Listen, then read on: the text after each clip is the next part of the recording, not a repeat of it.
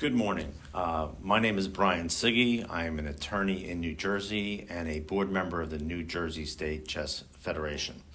I'm here today to speak on our safe play policy.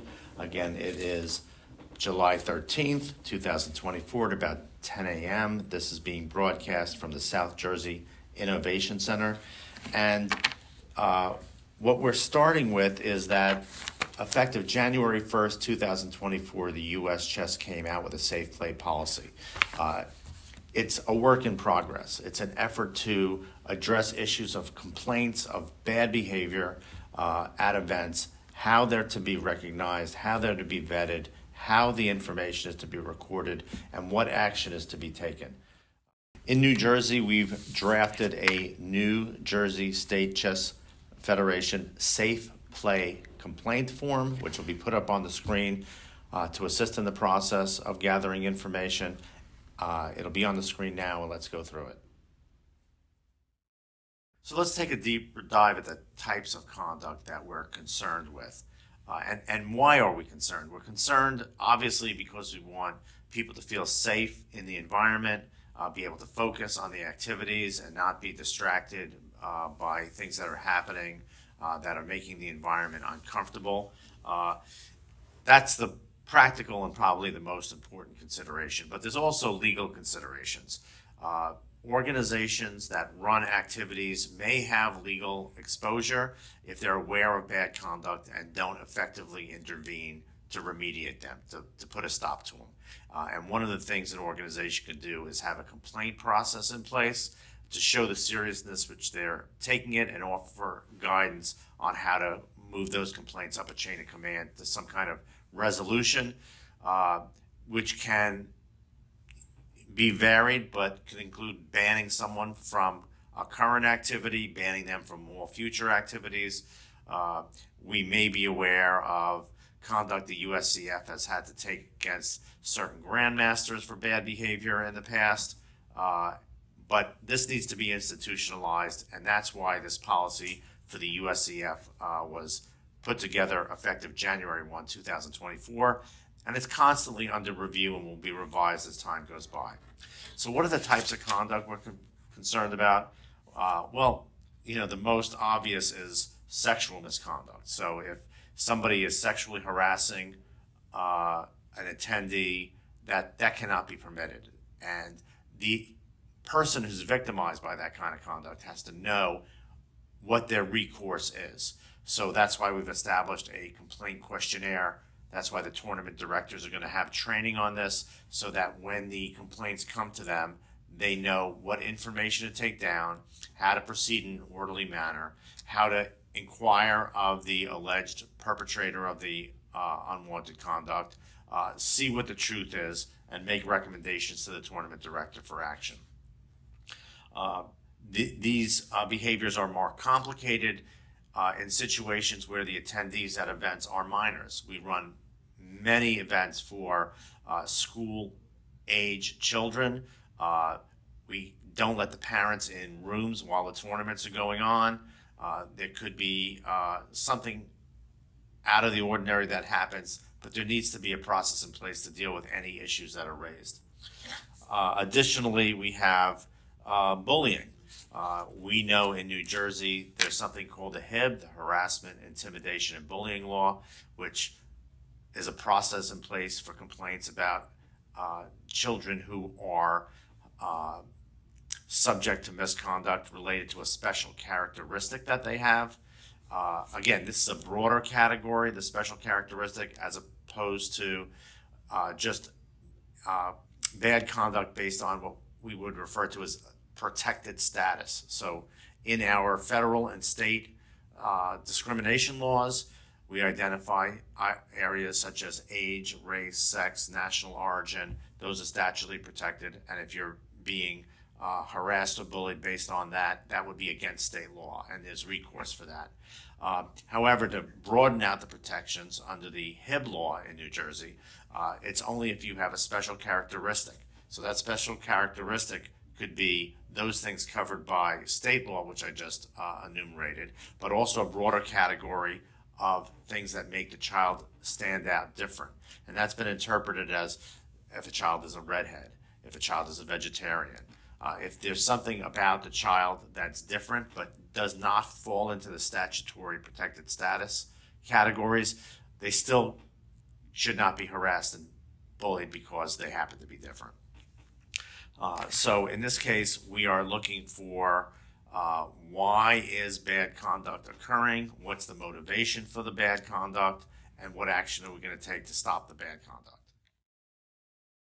And particularly concerning is bad conduct based on gender. And there aren't as many women or girls in chess as men or boys. And there's a chauvinism that's kind of institutionalized that we're working to mitigate against. But if there's bad conduct, especially if it's motivated by that, there needs to be immediate intervention. And even if it's not motivated by something that's illegal or something that's a special characteristic, we want everybody to feel comfortable and safe in the environment. So the USCF policy identifies the various categories of complaints, some of which I've mentioned: harassment, hazing, stalking, verbal acts, physical acts to make one person feel uncomfortable. We just need to be aware of that now, and we need to take affirmative action to stop that. We can't just say, just play your game and think that's going to resolve the issue, because it's not. Let's talk about reporting. So what have we come up with? The form which I was speaking to you about, which I drafted, is a neutral form, because we don't know whether the complaints have validity or maybe they don't. We don't know if the person being complained about actually did something wrong, or maybe they didn't. But the person making the complaint perceives that there's something going on. Sometimes there's a dispute in a chess tournament over whether a move was made, whether a piece was touched, whether a clock was stopped or started incorrectly. Those aren't really the issues that the policy of safeness is about. That's more about just disputes, but every dispute needs to be taken seriously, because we need to understand what's behind it. Is it as simple as whether a move was made correctly or not? Or is there something behind it that we need to be more concerned about? All right, so when you're taking down information as per the complaint form, it's important to keep in mind what the purpose of the form is. Obviously and primarily, it's to get the information down accurately. But also be mindful that this is a document that at some point may become evidential. So, write clearly. Don't doodle on it. It's a document that could be used for other purposes at a later time.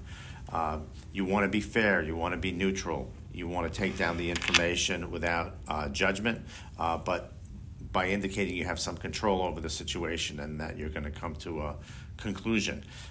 Depending on how the tournament director is running things, they'll tell you who's going to actually be taking down the information. It may be the tournament director. It may be somebody designated for that responsibility. They'll tell you where the information form will go, and they will tell you how it will be processed and handled, so that you can communicate that both to the person making the complaint and the person on the receiving end of that. So the first thing, as you can see, is the name and contact information for the complainer. We want to get these things dealt with promptly. The sooner the better. If it's a complicated matter, it could take a while to take statements from other people who are witnesses to behavior. Whether the tournament director wants to stop everybody's clock, take statements. I mean, this could disrupt the flow of a tournament, for example, but it could be critically important that that's the case, and that's going to be up to the discretion of the tournament director. So we want the name and contact information of the complainer. We want the name and contact information of the person being complained about. We need the date of the complaint, the name of the individual receiving the complaint. So the complaint may not go directly to the tournament director. It may go to somebody who's just a tournament official, someone who's walking around the chessboards, someone who gets you get their attention. You want to know what time and date the behavior took place. You want to understand what the goal of the complainer is. In other words, do they just want the alleged perpetrator to be spoken to? Do they want to be kicked out of the tournament? Do they want them banned from all events? At some point, you want to try to meet the expectations of the complainer, but again, that's not primary. What's primary is that you understand what the complaints are and that you deal with them in a comprehensive way. Okay, also important is to get the perspective of the person being complained about. Do they think anything happened? Or do they think the complaints are unfounded? Do they think that there was a different issue going on than the one that's being complained about? Do they think there's some ulterior motives? I don't know what those are. The complainer trying to get some kind of advantage. You need to understand what's behind things from the perspective of the person being complained about. And obviously that leads to the need for an investigation. If there's a dispute and there are other people around, you may need to get statements from people who are in a position to make firsthand observations of what happened. Again, we'll leave it to the investigator to decide whether the individuals who are witnesses are old enough to write their own statements, or whether you want those statements told to the investigator and the investigator can record who said what and when. You want to obviously identify the names of the people who are interviewed, and if for some reason names are identified as someone who have information but they're not interviewed, you want to note that you were unable or chose not to take statements from those people. And then you need to identify on the form what action was actually taken. Did you stop the game? Did the game continue? Was a record made? Was a caution given? In case there's repeated complaints about the same person, or on the other side, a repeated complainer. You need to know that. That's not to be determinative of whether a subsequent complaint is or is not valid, but it gives you some context of whether you're dealing with someone who has a history of reliable statements, or is someone who's just a complainer, or someone who is a problem, who's attracting a lot of complaints over a period of time.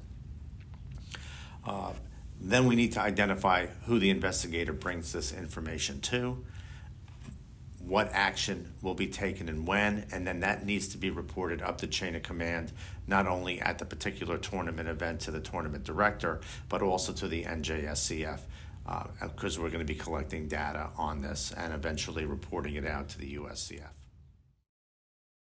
So beyond covering participants in a tournament, just as a company's harassment or complaint policies would cover employees, they also cover people who are outside the employment. This would cover people who are outside of playing in the tournament. For example, it could be somebody who's a merchandise seller, t-shirts, books. They're not exactly employees of the organization. They're not exactly the clients, the players who paid to participate in the tournament. They're actually making money off the tournament. They're what we would call third parties. But if you are aware of a complaint against anyone who's within the umbrella of your activity, you need to investigate, report, and take action. Otherwise, it can be legally interpreted that you were aware of bad conduct, you were in a position to take action, and you chose not to. And then you could be responsible for some consequences as a result of that. So, in conclusion, the goal of this safe play policy is to be sensitive to, be aware of conduct, behavior, and comments of people within the chess tournament, chess instruction, chess world, and like they say, if you see something, say something. If you are aware of something, initiate the process. If there's someone else who is aware of something, they need to be encouraged to initiate a complaint. That's why the form has been prepared to assist in that process. At every tournament, the director should be mindful that this is going on. Either her or himself or a designee should have a specific responsibility to handle complaints, kind of like when you went to elementary school and there was a vice president of discipline. You know, we need someone who's on this task and isn't distracted by all the other responsibilities of pairings and trophies and prizes and other things that you're trying to get to in a tournament. And if you take action seriously, and if you document what you've done the right thing, you've set a tone, you've let people know at these tournaments as they're checking in that if they have an issue, they need to bring it to you. There should be some notice posted where registration is. If there's online registration, there should be something in the online registration that says if there are any complaints, this is the procedure. This protects you as an organization. This protects individuals who are assisting the organization, and this will just lead to a better experience for everybody in chess in New Jersey. Thank you.